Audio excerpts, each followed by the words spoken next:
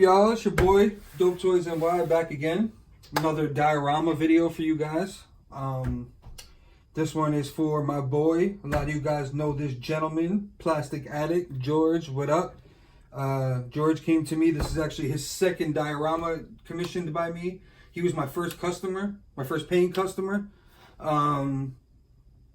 So thank you, George, again. I'll try to put up some pictures of the first one. I think I have some. If not, he should have some to send me. So this is that first commission of mine for George. It's like a miniature scaled city. And I'll be showing a photo by George that I thought was dope. And actually, I should have mentioned, this is his third piece by me. The other one coming up was kind of like an in-between projects. He had asked me to whip up something quick. So I sent these out to him also. So this will be his third project that I worked on for him.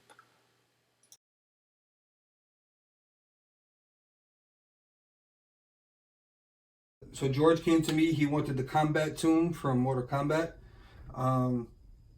He didn't ask for nothing crazy. That's pretty much all he said. He showed me a picture of the map.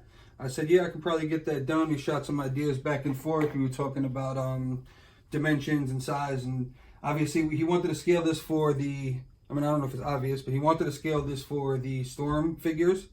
So if I'm not mistaken, let me get some good measurements for you. This is, so it's about 21 inches wide, and the play field is about 10.5 inches deep. And if I'm not mistaken, it's about 12 to 13 inches tall, if I remember correct.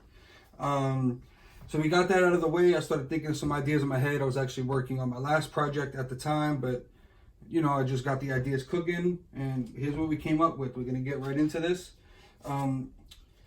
These base parts sit in here. They're not magnetized down, but they're double layered or double thickness, so they sit nice and firm where they're supposed to. There's, I don't know if you can see it on camera, there's actually a thin line in the model where this, so you can know when you're sitting flush. And those just sit like that. The rest of the stuff I actually didn't magnetize the first go round, and then George mentioned it and I felt stupid for not doing so. So for like the last 2 weeks I've been doing or redoing the rest of this magnetized. These are 3D printed columns. You see how I was just mentioning the magnets. This was the second go around. Here is a prototype primed, but these didn't come too great. I printed these myself. This one's all primed. This was the first model. It didn't have the hole for the magnet, so I went back and reprinted them all. These things take about, I don't know, 5 hours, 6 hours a piece to print. So it was a kind of pain in the butt to go back and do it, but for George, that's my man, and I had to do it right. So now these are built-in magnets. The columns will pop into place, and they are snug in there just because these magnets are nice and strong. Let's realign this. That's why maybe it would have been nice to magnetize these two, but George will be fine. So yeah, like I said, I printed those parts. I'd actually designed those parts myself, then printed them, then custom painted them. So I'm a little proud of myself on that. I'm really new with the 3D printer, but this is one of the first times. This part in here, the gate back here, is also 3D printed, as well as, let's do this while this is taken apart. I don't know who came up with the idea. Someone came up with the idea about swapping the icon in the middle. And so yeah, this base in the floor, I 3D printed this as well for George. I don't know if I mentioned it because I cut clips right there, but I 3D printed this part over here. He wanted, I don't know who came up with this. I don't know if he mentioned it or I mentioned it, that these should swap out. This yin yang I printed for him. I actually printed the base in a clear also, so it is possible to illuminate it from the bottom. I didn't think of it or think of a way to do it, but I'm sure George will think about that and do it himself. Then I printed him the MK logo and painted it up as well, and that pops right in there. So that's pretty cool. That's one option he has if he's definitely shooting Mortal Kombat figures. Otherwise, you can kind of switch it up there. And then the other cool thing about this is if he was going left with it, any Mezco stand will pop in there. So the standard Mezco stands fit. You guys that collect Mezco know that this peg pops out and there's a flight stand as well. So he would have that option, even if just using the ground for whatever. So that's that option. We'll move on from there to the front pillars. These are actually made of just, I don't know if it's 1 inch or 1.5 inch PVC pipe. And here, I have these here for you in the print stages. This one's right out of the printer. I'm pretty new to 3D printing, so my prints don't all come out perfect. Both of these had imperfections, which is why I didn't use them. But this one's prime, this one's straight out of the printer. And then this one was the final, well, it wasn't the final. This was completely finished. But then when I went back and reprinted all this stuff for George with the magnets attached, this is your final product. I measured it perfectly and printed it perfectly that these pop onto a 1.5 inch pipe, or I think it's a 1 inch PVC pipe to whatever length I cut them. So these two pop into these magnets in the front. And then this next piece, I kind of freaked this a little for George. He wasn't expecting it, but this is what we came up with for the top part with the arches. These skulls where I 3D printed these all. These were they were supposed to be like a coffee mug or a flower pot. That's why they were open on the top. And then I sliced that way with the with a program and printed them up. The effects are Marvel Legend fire effects. And then I painted them like a bronze color. And then boom, I lit them up with LEDs that are supposed to give the effect of fire. He wasn't expecting that. I wasn't expecting to do it. I thought of it kind of as I was building, but I think it looks pretty cool. I don't know how well it comes across on camera, but all the eyes are lit up as well as the flames coming out of the top. Bang. And then the last touch is the batteries for that just pop into the top there. I glued everything in place. I'm not great with the wiring, so the wiring on the back is a little ugly. George, sorry. Still new at this. I've only been doing this for like a year. So your pillars all support your roof panels. The roof panels are cut into 2 pieces. And the thought here was the stage in Mortal Kombat has the spikes on the ceiling so you can knock the opponent up into them. I used some parts from an old Scorpion figure. I'm not sure if this is like a McFarlane or even an old Mezco or something, but I tore him apart and I kind of just use this as a prop now. So that can sit in there, and then his leg went to use right there. I don't know how this is playing on camera because I'm having trouble getting it in pictures, but George will figure out, I'm sure. Now this one pops in on this side. Everything is magnetized. And then this one pops in over here. And boom, that's what we got there. Now, I didn't think of this until last minute, but I gave him some little modular pieces that can just pop in up here, any which way you want. When I was researching this, I was trying to do some research on the board for Mortal Kombat, and there was a side-scrolling game. It wasn't a fighting game. It showed this map as like a bridge into a temple. So it was like a stone bridge on the top and on the bottom. So I tried to replicate that. And then I figured you could just pop some figures up here, throw a backdrop.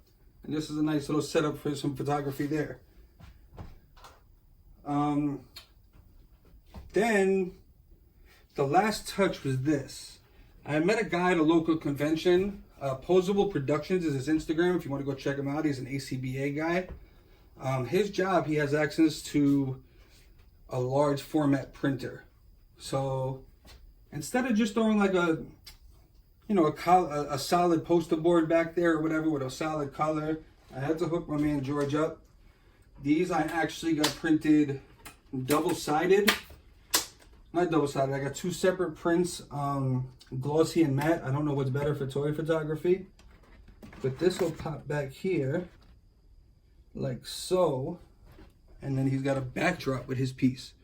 I think that's a nice touch. We weren't planning it, but it worked out good. And then to accent that, we have lighting back there, which that's a white light, a solid red. It's all LED strip back there. George has the option. You've got different modes. Pulsing. There's a way to get it pulse different colors. But yeah, that's what we're working with, George. I hope you enjoy it. He's seen pictures of it already and he's hyped to get it. Oh, you could, obviously I left the ones that I'm shipping to you. I even left the white border on that. You can cut that all down. And I have mine clipped to a piece of foam board so it stays vertical. Otherwise, it's on printer paper, so it's a little flimsy. But yeah, that's my tip to you. Again, I hope you enjoy it. Let's get some move around video, getting closer, show some details. Like I said, that's the roof. If you had a way to elevate this, you have another backdrop for toy photography. Like I said, because I think that's, I don't know that George leaves these completely like permanently displayed. I know I would, but I think he just pops it out, takes some pictures and puts it away. So that's what's neat about it being magnetized and collapsible. Plus, obviously, I get to ship it that way. This here is your battery pack. I didn't attach this in any way. Oh, I should mention this LED strip here, that it can detach. So just be careful. It's four little pins. They're very fragile, but you can just pop that in and remove the battery pack if you have to. But for now, you can just place it anywhere off to the side. And yeah, that's what we're working with. Just some details. Oh, these I didn't mention earlier. These skulls were also 3D printed and cut to fit on this wall in a program.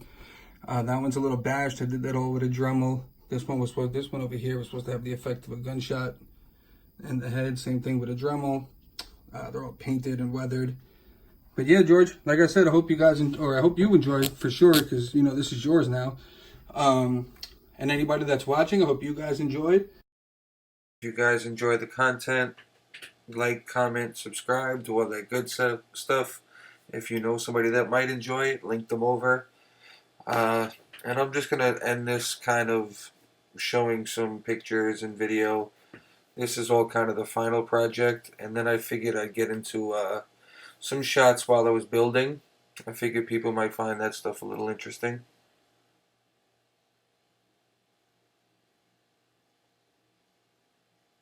This is the raw foam and using the storm figures for scale. Just a carving stage here. This, I guess I had the first few skulls printed just for scale. You see they start out plain color, they're not painted or anything. This was already printed, it was taped, it was getting taped and ready for paint. And this one looks like pretty much the same deal. These were just little wooden strips, hand painted and blood splattered, which went up here onto the ceiling.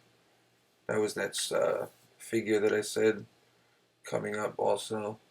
This is just a little prop for him when he takes pictures or whatever, should he choose. Another picture, that was about 90% done there. And then here to highlight some of the 3D printed stuff. I know everybody doesn't see it every day. That's like a piece that I printed in its raw form. And these pieces are a little more finalized. These I actually designed myself on a computer program, so I'm a little more proud of those. The skull design came from Thingiverse. Coming up, I'll show while I was in the design process. That's, I mean, not great footage, but that's me flipping around the model. So from start to finish, I created that in that program, and it went on to print. And this clip coming up will show the actual printing process.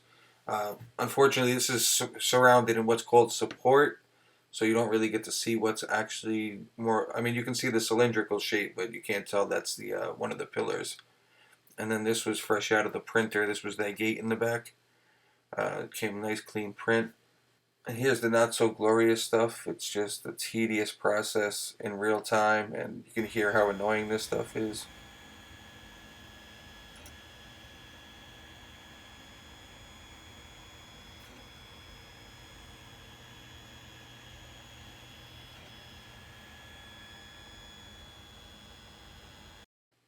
Yeah, so that's everything. Like I said, I hope you guys enjoyed it. This was a fun build. I really enjoyed the way this one came out. It was hard to even send this out to you, George, but I know you'll enjoy it. I'm glad it's got a good home. Um, build time on this thing was like, it was a little longer than we had expected. I'd say it was about 8 weeks. I was aiming for 6. I'm not the fastest worker. George knew that ahead of time. Uh, but good things come to those who wait, and I'm sure you'll enjoy this. And because I wanted you to finally have it. I feel like I forgot to take some really nice pictures in the end. Some finished shots with the Storm Collectibles figures, but I wanted to rush it out and get it out to you. And this video is being released actually the day after George is receiving this, so I'm glad everything got there. I don't know if you opened the box yet. I hope everything's 100% intact. If not, you know what to do. Hit me up. I'll make it right. But everything should be fine. It went priority. Um, and I hope to hear from you today to hear how everything is, and if you like it or whatnot, let me know, George. And I'll just leave you here with this little bit of gold. Peace. Test two, two, two, two, two, two, two, two, two, two, two, two, two, two, two, two, two, two, two.